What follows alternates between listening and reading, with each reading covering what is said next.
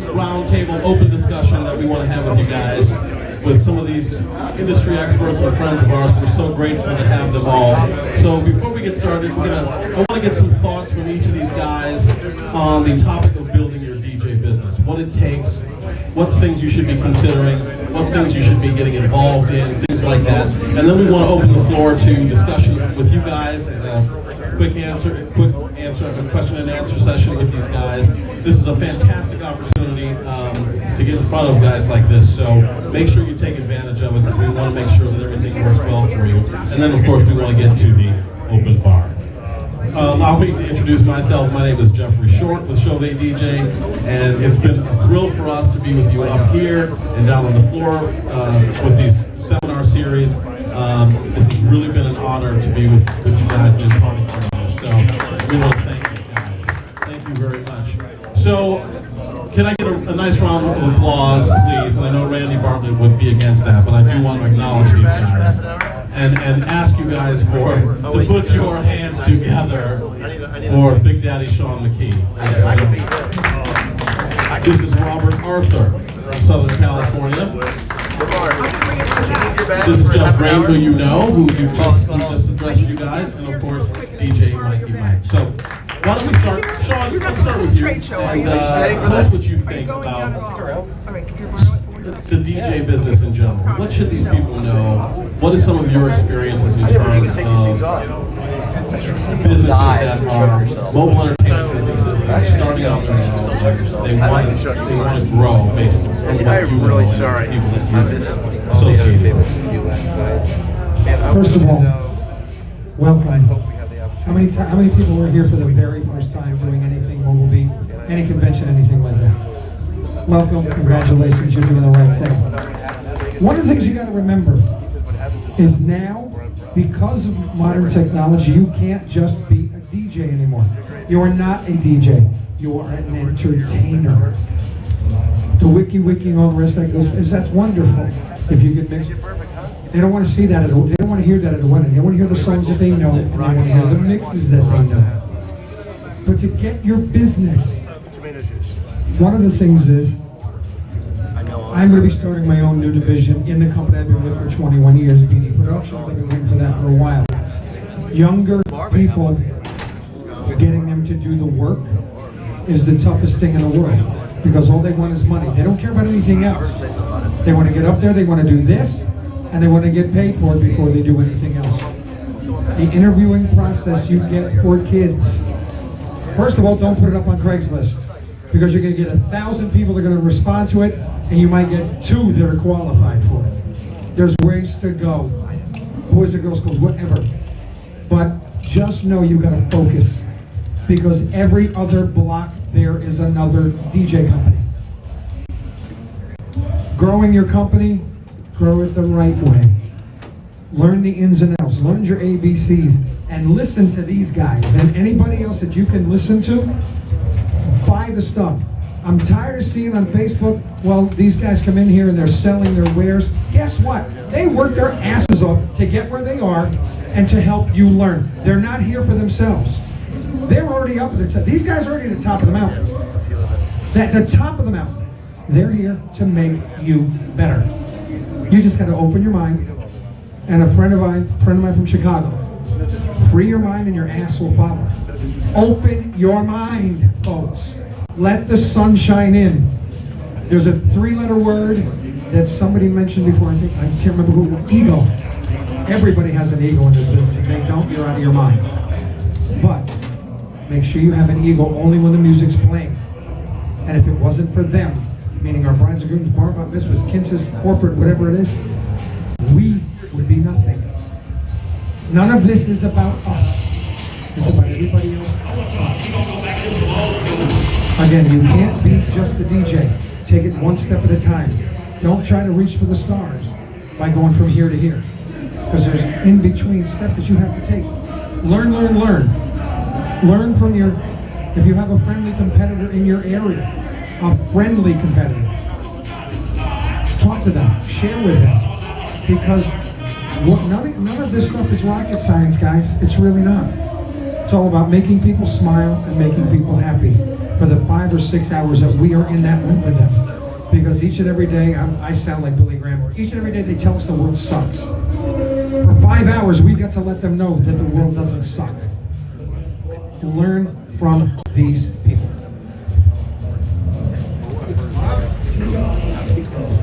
I would say, if you listen to some of the speakers earlier today, the first thing you want to do is write your goals down, what you want to do, how big you want to be, figure out what your passion is, what you're good at, take a personality profile. They talked about that earlier today. I happen to be an expert in a thing called True Colors, which is very similar to the DISC program. So if you want to talk to me, feel free to talk to me after this. I can explain that. That helps you with sales. It helps you with figuring out what you're strong in, what you're weak in, and then who your first hire should be if you're brand new in this. Who should you hire first? Should it be a clerical person, a salesperson, a warehouse manager, etc., etc. When I'm looking for talent, I take out ads everywhere. What I do is I have a 3-month DJ training school. I take out an ad, and then I do an audition, and it's probably a 3-hour night where we bring in about 40 people, and then from that audition, we invite them to be in our training school. And then from there, we probably bring in about 15 people, and out of those 15, seven of them graduate. Sure.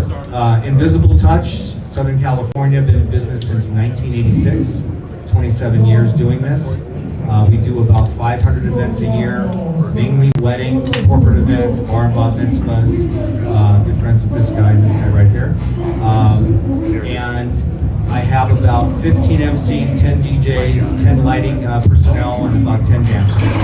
So pretty big staff, and we're in Irvine, about 20 minutes from Disneyland. And we're constantly trying to come up with new ideas, new things, and bringing in new people. My staff now, age range is 16 all the way to 52. 16 to 52, average age of my MCs is about 28. So we're constantly keeping it fresh, new, bringing in people that know technology. That's important nowadays. If you don't bring in staff that know technology, you're going to be dead. You will not stay in business. So you have to stay with the age. I think that's what everyone's saying today as well. Thank you. Okay, I'm Jeff Green, of course, 84 West Studios. It's our current branding of our name. Our corporate name is Party Time DJs Inc., which has been for 35 years this year. 1979 is when we first started the business. So we've been ahead of it before most people in our market. There was only 20 in the entire city incorporated when we incorporated in 1979. There's a total of 20 of us in the state. We're the only company still in existence. Pool was around back then. Now, I look at it differently. I'm a business kind of person. I grew up in a family of professionals, and I was always encouraged to carve my own path.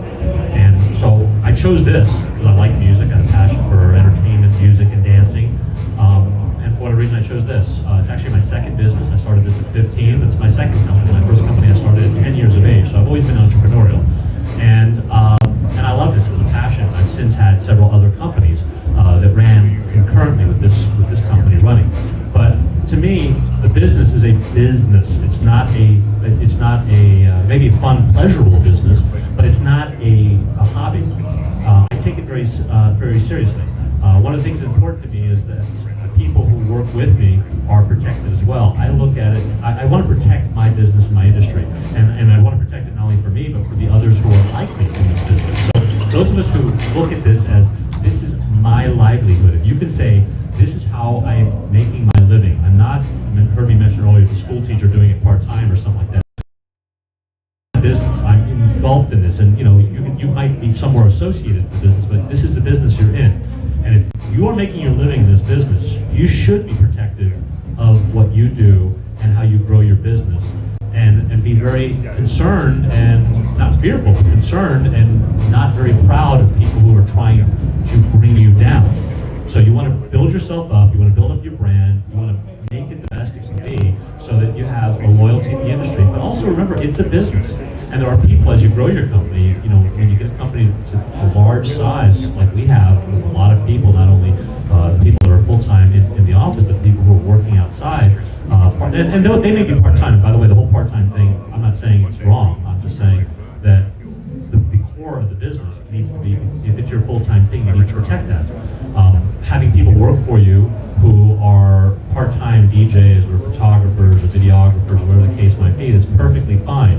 But you need to protect your core of your business, because if these people decide to come and go, I mean, you know, somebody goes to Costco and buys a camera and decides they're going to call themselves a photographer. They may have been a hobbyist, and they may actually be very talented. You may be able to use that talent to help your company grow. But always remember that if they do a good job and they represent you well and help you grow your brand, they're going to get more business as a result. And the whole point of them working for you is to help build a brand for themselves, for them working for you and helping build your brand. But it trickles down to everybody else, because everybody who's involved has a livelihood to depend on. So don't be afraid. This is a business first.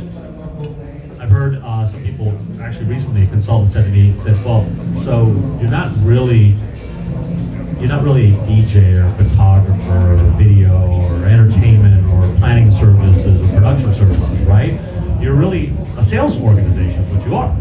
You know, you sell these services. You do the services too, but you're primarily a sales organization. And I was like trying to hold on to that. No, we are a production company. We do these things. And then I kind of had to break away from that and realize, look at it from the outside. Yes, we are a sales organization. Our primary job is selling a service. Okay, that's number one, because if you don't have a sale, you can't do the work. So look at it that way. Look at it as a business and realize that your job is to sell events. Your job is to get business and to sell events. You can get the people, whether you're doing it yourself, if you're a smaller company, or whether you build it up to you have a whole bunch of people working for you. You can get the people to do the work for you. Whether you choose to be just the jobber, so to speak, where you're just taking sales and totally contracting everything out, that is a model that will work. But your brand is still has that company, and you got to be that, be whole. So first and foremost, remember this is a business. Be passionate about loving and doing your business and what parts you enjoy, but also remember it's a business. At the end of the day, you have to still have your life, and you still have to love what you do and be able to go home and not have a heart attack because you're letting the business drive your life. Thank you. Hey, DJ Mikey Mike with Direct Sound, and doing it from scratch. I've been doing this for about 38 years now, and I am not a big company. I got 3 employees, me, myself, and I. Seriously, and I do pretty much everything. Multiple full-time jobs, right? And I do things a little bit different than these guys up on the panel.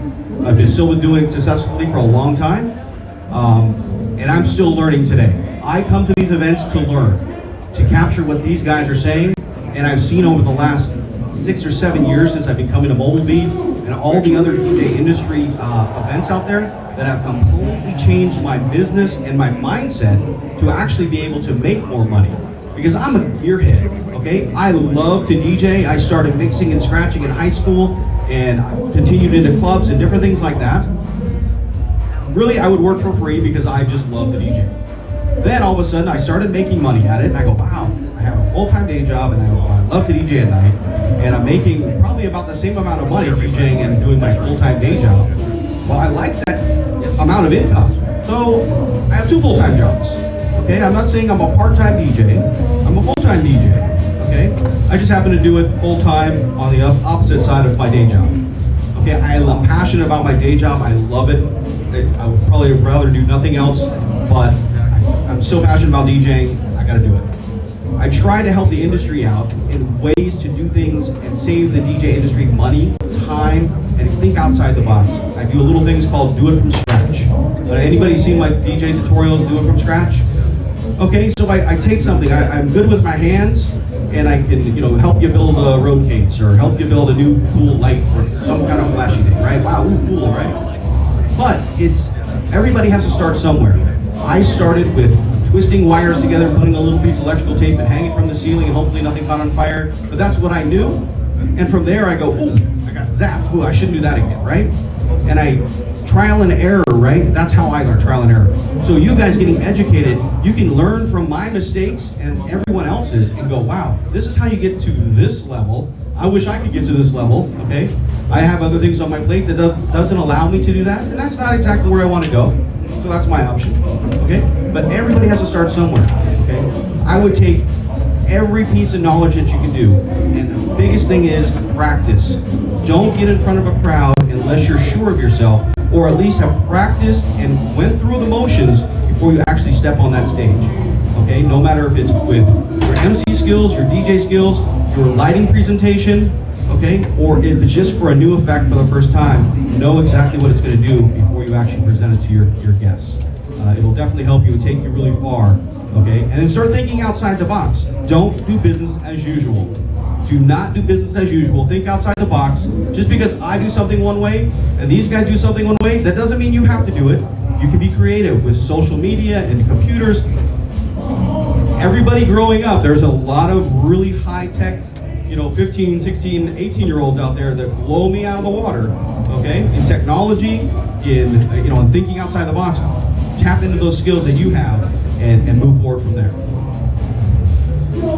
Robert, you started to talk about the audition process for your employees, the DJs that work for you, and I thought that was really interesting. I'd like to hear more about, especially from people like Jeff and Robert, who have multiple, multi-ops. What is it you're looking for in DJs and MCs and entertainment?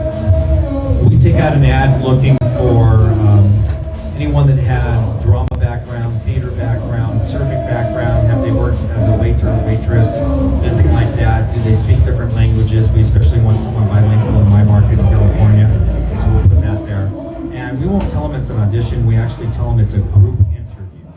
The reason we do that is because we don't want to scare them away from coming in. I want to see all of them come in.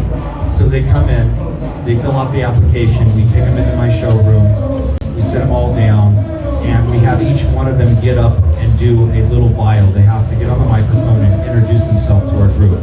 So that first night, my goal is to find out which ones will be MC track and which ones will be DJ track. And there's going to be some that have a lot of DJ experience, and they come in and they ask if they can bring their tables, if they want to mix, and some of them I'll actually have them bring their tables because I want to see. But most of the time I'm looking for the MC, the charismatic personality. I want that kind of person working for me. And so we do that, and we go around the room, and then I kind of tell them about the company. And then I tell them that they'll be chosen into our DJ school. So we will actually choose them, and then we charge a fee for the actual DJ school for the 12 weeks. We charge a fee for the school, and that's kind of how it works. Years ago, we used to have a training program. I used to call it HAM, which stood for Has Ability to Motivate, or hamming it up, because I kind of felt that's what we did in MCs. We sort of hammed it up. You had to have that hammy personality and be able to be willing to throw yourself out with a crowd and make things happen. And it was a good program. And then over the years, tweaking things, it was sort of. And I have to say this, I'm really kind of embarrassed by this, but the fact is, our existing program isn't even really existing anymore, because so much has changed in the industry between music styles and personalities and equipment and things like that. And so many DJs, because of shows like this, and nothing's wrong with it, but a lot of DJs now come to us, they have their own gear, they're independent in the sense that they want bookings, they're not looking at, some of them are looking to just supplement jobs that they get for themselves, while others are just looking to work for one company, but they have their turnkey system, if you will. They have their basic setup, and they have those tools, so it's a little harder necessarily to teach the tools. So what I do is, when I interview these people, it's really more of a gut thing. I mean, I like Robert's way, and on occasion we'll do something similar. I've unfortunately called it an audition. That's probably why the attendance isn't as high, but we actually had auditions about a year ago, and I think there was like 40 or 50 people that said they were coming, and I think there was all of about 6 that showed up. So, okay. And I'm wondering, God, these guys all said they were going to be here. What happened to them? So I think it's wording might be a better way to do that. But the fact is that in our market, there's South Florida is the #1 DJ market per capita in the world. And the Electronic Industry Association bases it on mixer sales. Every DJ has one controller of the mixer, and there are more mixers sold in South Florida for domestic use than any other market in the world. Second is New York City by a 3-to-1 margin. South Florida beats that. So basically, that means everybody who moves to South Florida, whether they're coming from another country or from anywhere else, the first thing they all want to be is the next hot DJ playing at a club in South Beach. And the sad thing to that is that a lot of those guys are never going to play at a club in South Beach, but they play trance music, and guess what? They know that there's money made in the wedding business, or the bar mitzvah business, or the school business, or whatever. So hey, they're a DJ, they can play parties, hire me, I'll be your DJ. Some of these guys, though, they really would like to learn, and they come to us and they say, hey, I'd like to work, I have some experience, I'm not good at this necessarily. So the training for us has become, we have a showroom, and we have a DJ system in the showroom, and I will work with some of those people. I interview everybody myself, and I want to get a feel for them. So it's really a gut feeling. If I like their personality, it could go right into, great, let's get you on a job this weekend, I want you to work with me, let me see you, see what your skills, see what you can bring. I find that a lot of DJs are really, really, really good at bullshit. I mean, artists bullshit. And as a result, they will come to you and tell you how wonderful they are. I mean, let's face it, it's all, if you have a personality and you're into this and you're willing to throw yourself in front of the crowd, you've got to be somebody who's willing to finagle, finesse a group of people. So they're good at doing it to you in an interview as well. So Robert's process Robert's process does weed through that. I'd like to talk to you more about the school and charging them. That's a cool way. But the fact is that for me, it's a gut feeling. I gotta like this person because I'm gonna have to be working with this person. They're gonna be representing me. So I interview them one-on-one, and it's not like I'm adding 15 DJs at any given point. I don't need to. But I'm looking for new talent. I'm actually looking for 1 or 2 new people when I look for new people. So I'm not trying to bring in a whole bunch of new people. Although, again, his way, like he says, it's trickle-down economics here. You start off with 40 people. By the time you're done with your school, you got 6 or 7 possible candidates, and then you can pick and choose from the best. So there works differently for everybody. For my way, it's interviewing one-on-one and then giving them the training that they need. The last hire that I had that needed training, I literally brought him out with me, come out, work with me rather, let me see what you can do, get on the microphone, try this, try that. I like a guy who can take the microphone and say, here, let me run that for you. Let me do the cake cutting. Let me run that for you. Let me take the cake cutting. No, I'm just kidding. So that's basically the way. If they can show they can do it and they have it, that means great. I can show them more things and I can tweak them to work the way I want. I'd rather mold somebody than have somebody completely come in and tell me this is how I do things. Now, some people will come to you and they're willing to learn and they're willing to be molded, and those are always the best candidates. Here's a good question that comes up a lot, and whenever this question is posed on forums and blogs anywhere, it gets massive response, and that is, and Sean, I know you're doing gigs, and emceeing and things. In terms of on the talent topic of acquiring talent, is DJing a young man's game? I'm in my late 40s, and I still do it. And sometimes, believe me, when I'm loading up at 12:30 at night, I feel like I'm 100 years old. So, in terms of that, in terms of what you guys are looking for, what's your perspective on that topic? Sitting down with Bobby Morgenstein about 2 years ago. Bobby's 50 years old. I'm 59. I know that my better days are ahead of me. I don't care what they say. I don't look 59. I don't act 59. No doubt. But my 13-year-olds, my sweet 16s, and everything else, they want all the young people out there. So what I have done now is they want the name. They want Big Daddy at their party. The adults. The kids want Big Daddy at their party because they've heard all about it. The people that get credit for every one of my events is my young guys. I train my young guys. I get I have 2 female MCs. We're working them, trying to work them in, and 2 younger guys. I have a dance troupe to die for. These guys, if you're doing bar mitzvahs, first thing, if you see your dancers, they're not doing the right thing. If you don't see your motivator, they are doing the right thing. They're out in the crowd and everything else. The question is it a young man's game? You're only as young as you feel. I do over 300 events a year. I have been doing over 300 events a year for the past 10 years. I do have my son who moves my equipment for me, which is a great thing because at the end of the night, I'm able to see the banquet manager and everybody else at the event. At the end of the night, I'm able to say hello to the family, thank you very much, everything else. When you'll know if this person is right for your company within 5 minutes of meeting. If they came in and think they're the king poop, see ya. They have to learn. I've been with my company for 21 years. Our company is celebrating our 40th anniversary this year. We are not just a DJ company. You, again, like I said before, you can't just be a DJ company because with modern technology, everybody and their mother can be a DJ. We do casinos, we do photo booths, we do graffiti walls, everything from soup to nuts, and live music. When I started in this business 21 years ago with this company, we were doing 80% band, 20% DJ. Flip that number around now, 84% DJ, 16% band. I am still doing the live feel at a lot of my events with a conga player, saxophone player, vocalist. But to get back to the original question, you're only as young as you feel.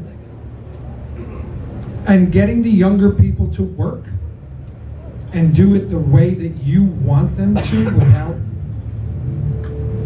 they all are looking for money. They're all looking for the quick buck. The millennials are always looking for the quick way to get this. Guys, I'm still doing gigs for 150 bucks, 200 bucks. The more you get your name out there, the more they're going to see you. The more they see you, the more apt they are to book you. He does the same thing, he does the same thing. I'm sure that Mikey Mike does too. If I see one more post, well, I don't go out for any less than this. Ladies and gentlemen, that $350 or $150 is gonna put gas in my van, gonna pay my rent, pay my whatever. And guess what? The more you work, the more you dedicate yourself to this business, and you gotta let your young people know that you care. And again, 5 minutes after meeting these people, you'll know if they're for you. You definitely will. You want your rock stars, as Jeff says. We are rock stars. There's no doubt about it. But the rock stars in our business right now are our clients, because without them, we're nothing. So just remember, if these guys aren't willing to put the price, put the sweat in, put everything else in, it's not worth your time. The education this man puts in, how many multi-ops do we have in here right now? For those of you that are new multi-ops, that are thinking to expand into more, Randy said it this morning, get Mike Walters' book and DVD. A to Z. He should put out one. I've watched his training programs. It's amazing. You weed out those people. I've watched people getting weeded out. 40 people down to 2. It's painstaking, but those people could probably be the best you've ever had. Because of all the time and energy, they're still standing at the end. If they're still standing at the end, they're good. They're gonna be there for you. My guys, my dance troupe right now that I have with me has been with me for 5 years.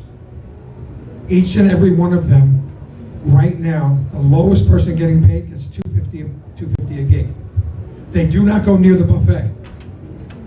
Another post that I see, if I see one more time, I'm gonna choke. Do you get to eat at a gig? You're not paid to get fed. Eat beforehand, bring a protein bar, whatever the case may be. Kids, you're not. The guys that you bring up, they go near the buffet or ask for food or a cocktail hour, you're out. I fired 5 people on one event. 5. Because they cut in front of the bat mitzvah kid. Well, that was a special day. That was a special day for me. Real special day for me. But there's rules and stuff. You guys have been doing this long enough. You aren't bosses for other people. To get your younger people in, it's gonna take a while. It really is. They're gonna drive you absolutely nuts. Absolutely nuts. But the ones that are worth it are worth the time and the energy. Thank you, Sean. Our time is limited with these great guys, so I want to make sure I get to some questions out here. Do we have questions for these guys? Yes, sir. When you start looking for someone, do you look more for attitude, or you look more for skill, or do you look more for hardworkingness? What is the main thing you look for?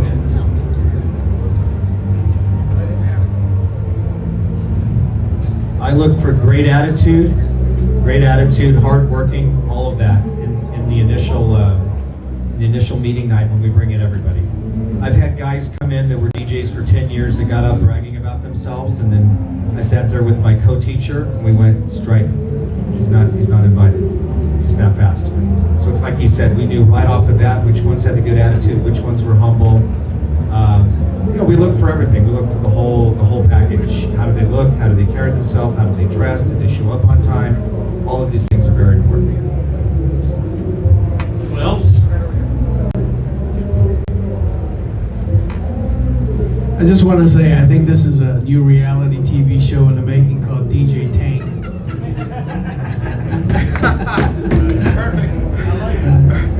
Thank you for being so humble and taking your time out to do this. Robert, is that your name? Yeah. Quick question on your audition process. How long do the DJs, do they have a mix set? Do you give a time limit on the mix set, like 10, 15 minutes or so? And what do you look for in the mixing process? I'm actually usually looking more for the MC than I am the DJ. I feel that it's hard to train personality. You either have it or you don't. So I'm kind of looking for that. I think the DJ part can be taught easier.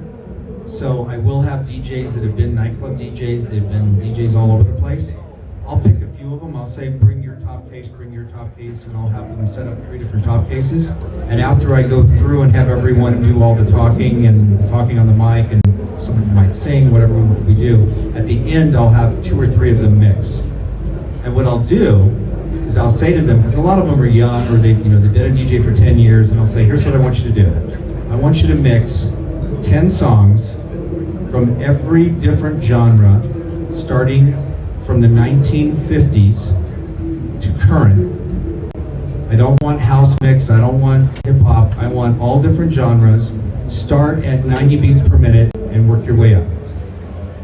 And so I kind of put them on the spot. I might even say, start with this particular song. Start with Sweet Home Alabama or whatever, and then just go from there. And so it kind of trips out the club DJs that think they're really good.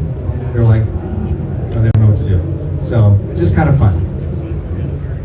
No, I told them to bring their own computer and their own top case to the audition.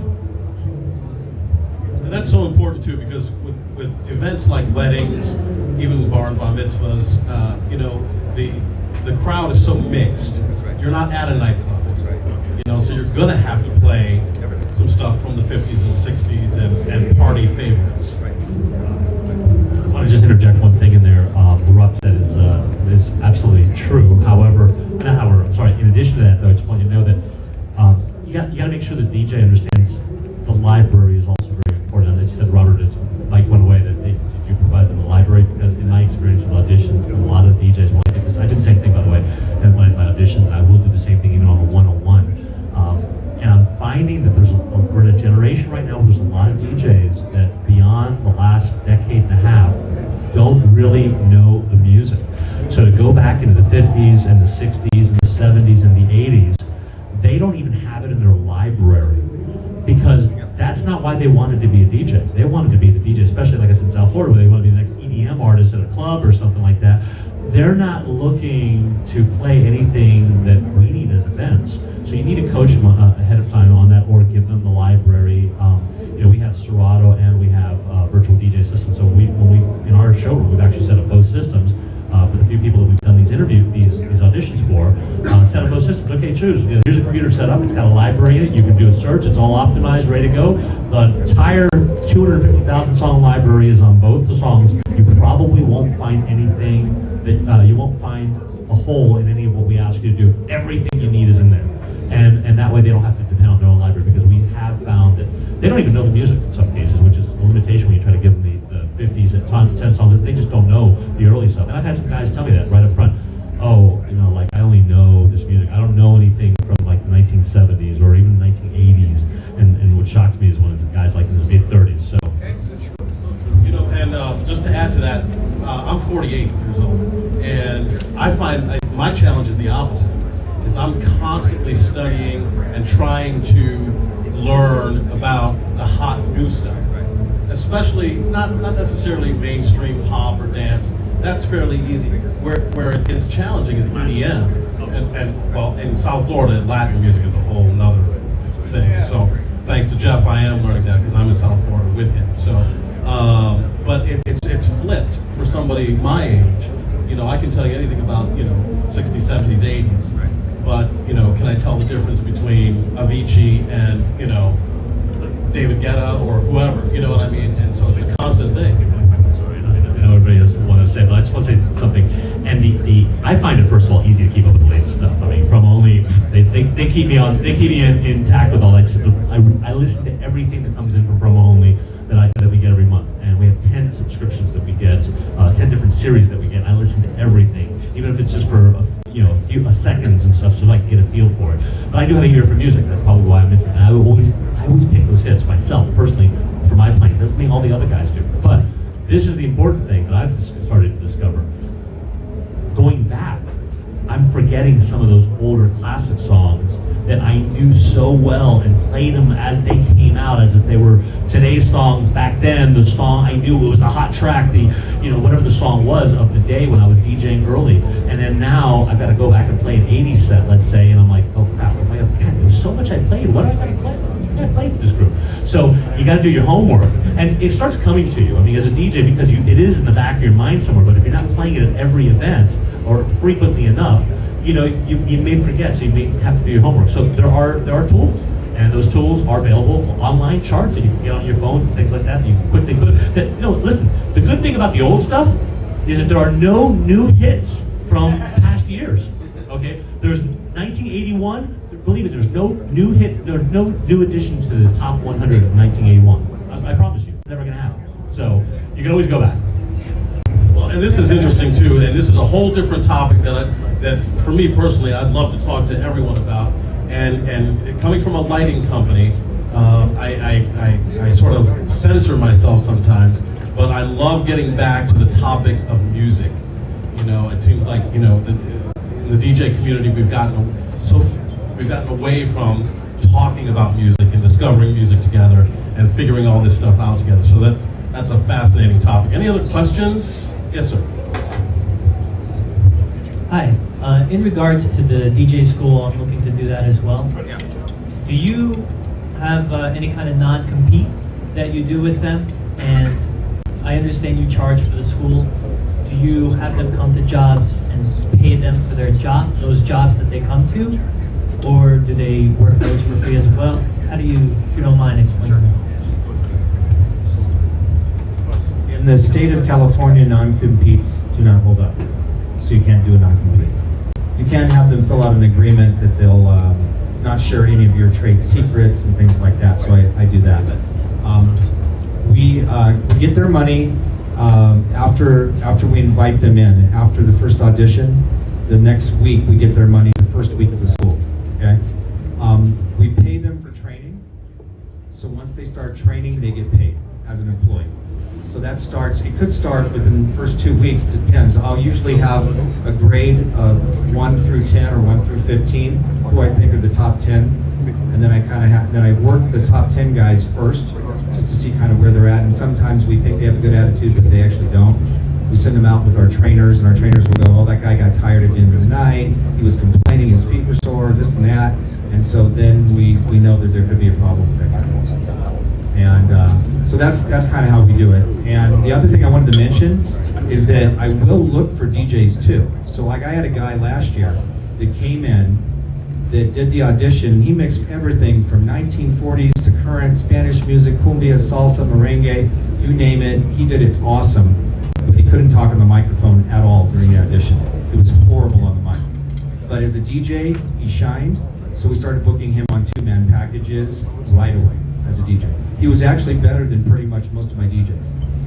And so my belief is you can get 3 to 5 new people every year. If someone does quit, move, or leave you, you're always set to go. It's kind of like training camp. That's the way I look at it. It's like football. Excellent. Well, it's one more. We can take one more. No, it's fine. Do you guys, with the larger multi-op companies, do you allow your staff to work for other companies?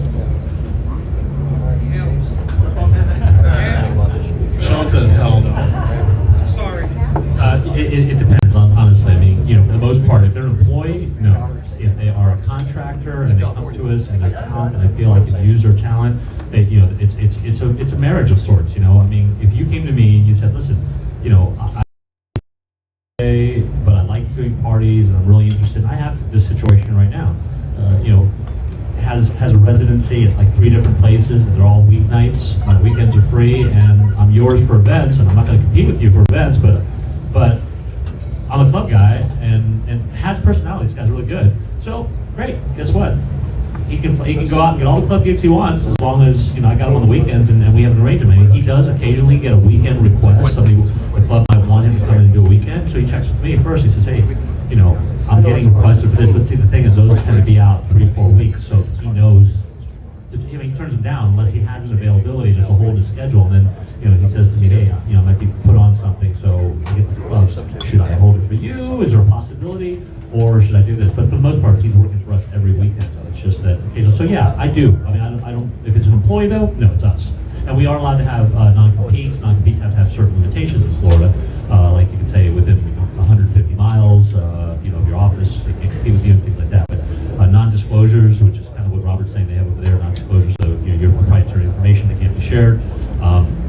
Again, you can do that for employees. You can't do that for contractors. And it's how they're classified. I use a combination of employees and contractors, and I find sometimes the contractors are really on the up and up, and occasionally, they'll be with us for a few months and they're gone because I see that they're out there, promoting themselves at our parties. Hey, go visit my Facebook page and things like that. That's the death knell right there. Just send people to your Facebook page. No, you send them to our Facebook page, not yours. I did jump in a little bit because I have a dance troupe, Justin. But hell no, yes, definitely. As far as my dance troupe goes, you can't keep them busy all the time. So I will lend my dancers to some of my friendly competitors. One of my best friends in the world is my direct competitor. If he needs dancers, of course they're going to get them. I have no problem with that. But if it's a DJ, we're supplying music, we're supplying the computer, he's not going anywhere. And I've had 3 guys try to do that. See ya. It's your time. It's your money. And if they, and of course, once they get that knowledge, that little bit of knowledge, they think they can do it on their own, they're going to try. Wish them well and see how long they last. Guys, thank you so much. Thank you all for being here. The guys are going to be around for a few minutes, and of course, we can talk to you one-on-one. Thank you so much to Mikey Mike, Jeff Green, Robert Arthur, Big Daddy Sean McKee, and thank you all. And here is Beth Weinstein. The after party, folks. The after party. So, for those of you who have passes to come in, just make sure that you give me your passes. If you do not have a pass, please give me your business card. That's the price of entry. We have an open bar. We have catering in the back. Enjoy.